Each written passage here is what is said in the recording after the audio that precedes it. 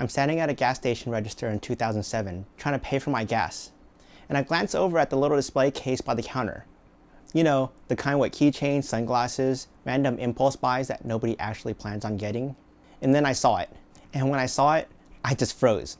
There's a toy in there, $20, behind the glass. And it's my car. Not the same make and model, not just the same color, but my actual car. My name's on the door. I looked at the cashier and I lost it. I said, "Hey, that's my actual car." And he just stared at me. I think he thought I meant I drove the same kind of car. So now I'm trying to explain it. No, the real one's at my house right now. That's my name on that door. I built the real one. So I proceeded to pull out my ID. Now I'm standing in the middle of Chevron, showing the cashier my ID, trying to prove to a stranger that this toy was actually built after my car. He was confused, and really, he probably just didn't care. But nothing was going to ruin that moment for me, because I built something out of curiosity, out of a promise I made when I was 5 years old. And years later, it was sitting in a gas station display case as a toy. I didn't have a camera phone then, so I couldn't take a picture. I wish I could have. That moment meant more than any magazine cover, any trophy, any cash prize, any TV appearance, and I was chasing all of those at the time. This is a story of how a car I bought to shuttle restaurant employees became a magazine car, a TV car, a video game car, a toy car, and eventually $77 at a recycle yard. Before I get started, let's be honest. I didn't grow up a car guy or around any car people. My parents were Chinese immigrants from Vietnam.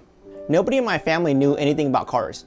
All I knew about cars growing up was that ours broke down a lot. I remember watching my dad parked in the red zone in our apartment complex with his broken down Buick. I remember thinking, I need to learn how to fix cars. I made that promise to my mom when I was about 5 or 6 years old. That was the full extent of my automotive education.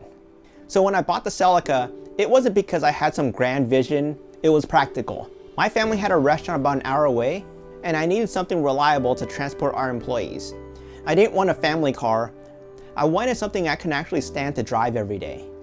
Toyota was the most reliable thing on the market, and the Celica was the only car in Toyota's lineup that didn't make me feel like I was driving my parents' car. That was the whole plan. Buy a reliable Toyota, drive it, use it, that's it. But about a year into it, something happened. I got bit. I found the new Celica.org forums and started reading everything.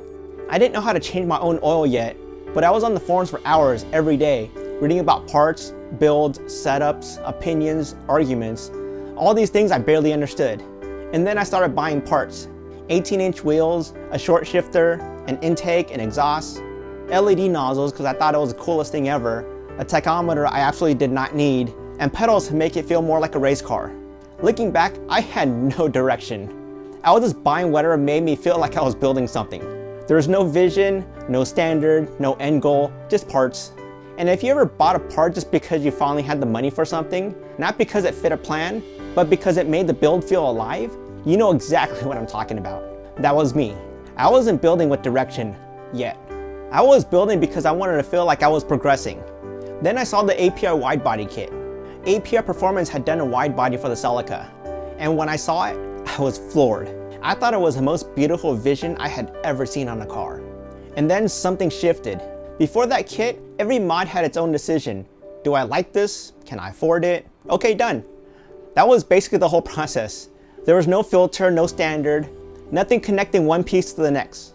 But after I saw that kit, everything changed. That wide body became the filter. Before I bought anything after that, I had to ask, does this belong on that version of the car? Does it fit that world? Does it support the thing I'm trying to build? And if it doesn't, it didn't go on the car. That was the first time I understood something I didn't have words for yet.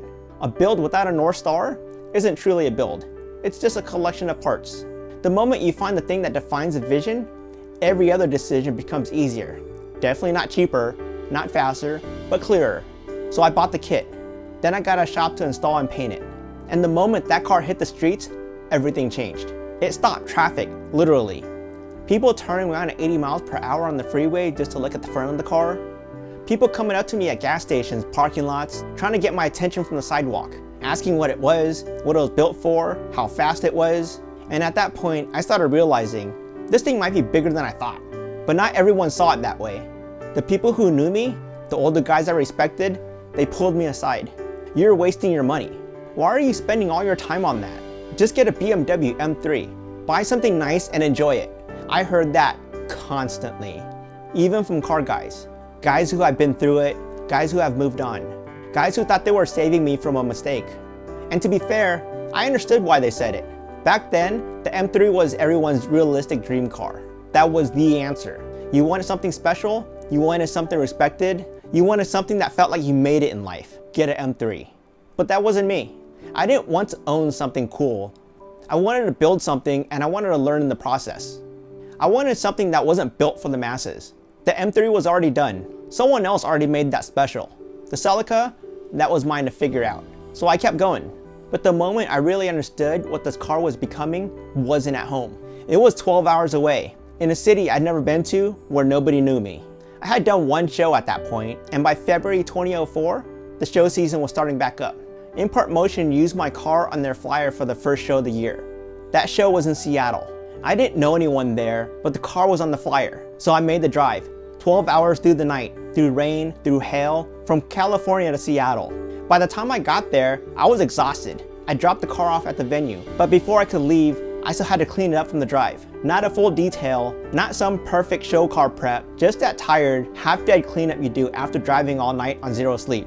Because the car can't just sit there looking like it just survived the storm. So I wiped it down, cleaning off the road grime, trying to make it half presentable. And that's when I noticed it. The wheel wells lost all their yellow paint. The drive up, all that rain, all that road grime, all that salt on the ground from the potential snow had chewed through the paint and the inside of the side skirts in the wheel well. All that yellow came off. Underneath was just white primer. I had just driven 12 hours. My car was on the flyer. The show opened the next day, and my wheel wells were solid white. So I cleaned up as best I could and went to the hotel. And somehow, within walking distance, there was a Sherwin-Williams. I didn't have a paint code, I didn't have time to color match anything. I just walked in and grabbed whatever yellow spray can they had on the shelf and hoped it was close enough. I had no idea if it would match. I just knew I couldn't leave the wheel wells white. So the next morning, I came back to the venue before the doors opened. One of those spray and pray moments. While every other builder was detailing their cars and doing their final polish and setting up their displays, I got on my hands and knees and started spraying my wheel wells with a yellow rattle can, right there on the show floor. People started coming over. What are you doing? You have a nice car, why are you messing it up with spray paint? And I told them, I just drove up from California. Everything changed. Oh, what? You drove from California? That's dedication. Props to you. Are you staying with anyone here? Next time you come up, come stay with me. I had people offering me a place to stay before I even knew their names. And that's when I really understood this culture wasn't just about trophies and judging sheets. It was people recognizing the same sickness in each other, the same obsession, the willingness to do something that makes absolutely zero sense to normal people. That year, I showed the car everywhere I could. I had the whole season mapped out before it even started. Every show, every gap between shows, every window where I can get the next mod done. The car was either at a show or being built for the next one. No downtime. The schedule kept the momentum. And somewhere in the middle of that, for me, the answer was boost. In late 2005, I wanted to do a turbo upgrade. My knowledge at the time wasn't there yet to do it myself. So I took it to a shop, a friend's place.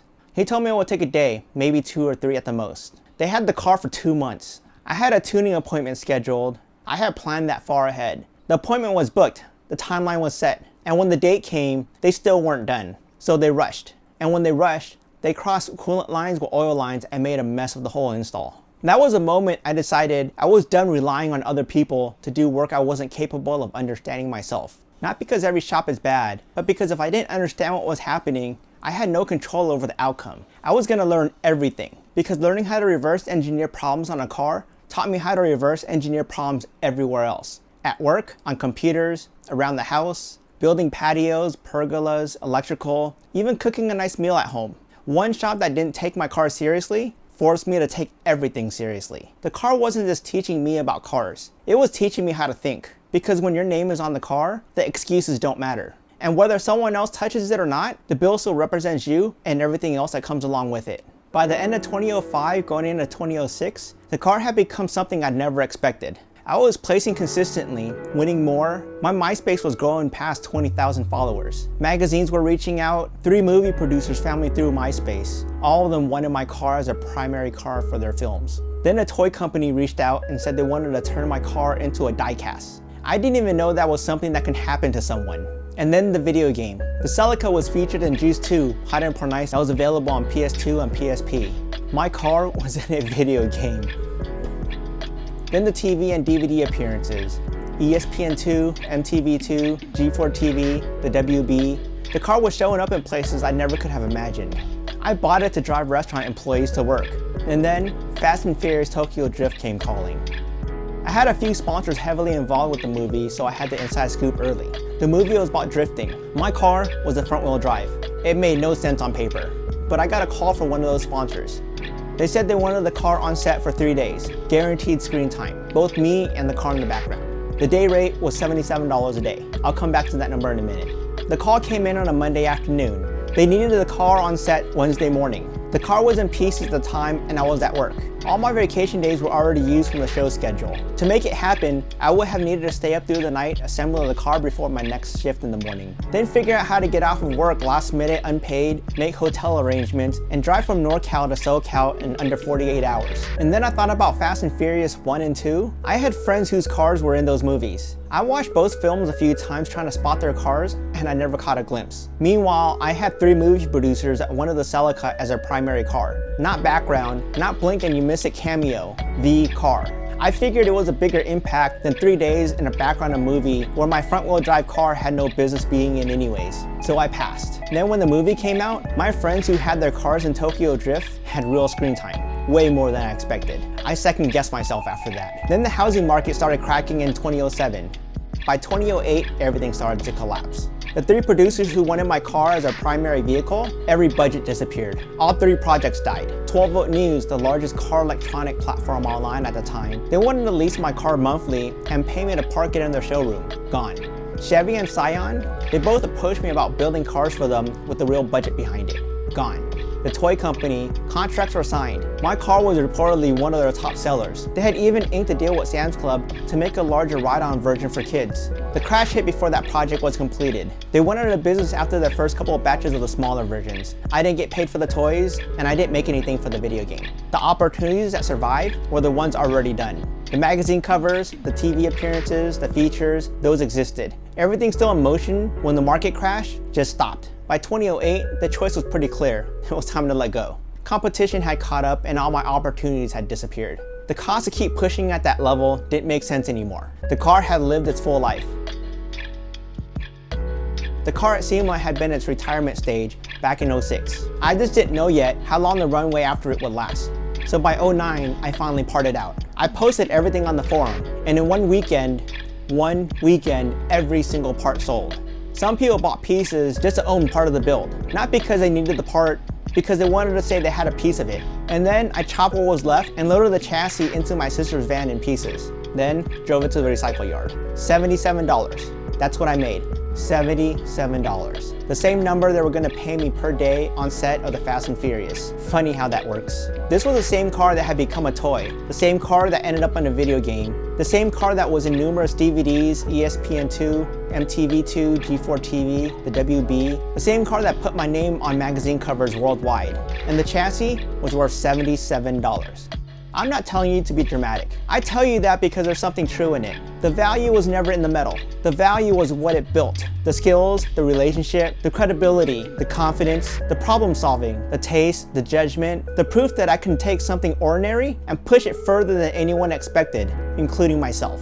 All of that left the car long before the chassis went to the yard. The car gave me everything I needed, and then it was done. And I know some people will hear $77 and think it sounds like a loss. But if you ever had a car teach you something money couldn't, you know why it wasn't. I started that build not knowing how to change my own oil. I ended up with magazine covers, TV features, a video game, a toy in a gas station, collector stores, Target, Toys R Us, and $77 for the frame. And I do every bit of it all over again. Because it was never just a car, it was the proof. Proof that I can learn, proof that I can build, proof that I can take an idea seriously before anyone else understood it. And the first lesson that changed everything was the wide body. That kit gave the build direction, but it also taught me how dangerous it is when people chase wide without understanding proportions, fitment, structure, and purpose. So in the next episode, we're gonna break down wide body kits the way I wish someone had explained them to me before I bought my first one. And if you wanna see how those lessons eventually shaped the PBJ Lotus wide body, that link is on your screen. This is Tuner Playbook, a guide for dreamers to build something extraordinary.